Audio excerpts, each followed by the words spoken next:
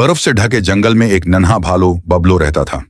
बबलू को मीठा बहुत पसंद था, लेकिन उसके पास आटा, चीनी या ओवन नहीं था। एक दिन उसके जहन में एक ख्याल आया, अगर मैं बर्फ से केक बना लूं तो। वो खुश हो गया। उसने साफ बर्फ को गोल गोल उकट्ठा किया, उसे केक की शक्ल दी, ऊपर बर्फानी बेरीज लगाएं और खुद से कहा, यह दुनिया का सबसे मजेदार केक होगा। मगर जैसे ही वो बैठकर खाने लगा, केक पिघलने लगा। पानी पानी पानी। बबलू थोड़ा उदास हुआ, मगर अगले दिन उसने फिर कोशिश की।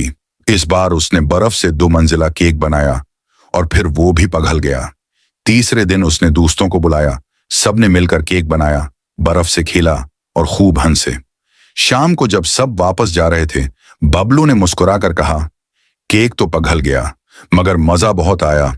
अब बबलू जान चुका था कि कामयाबी सिर्फ नतीजे में नहीं होती, बल्कि कोशिश और खुशी बांटने में भी होती है। अगर आपको यह कहानी पसंद आई तो हमारे चैनल को सब्सक्राइब करना ना भूलें, ताकि आप मजीद खूबसूरत कहानियां सुन सकें।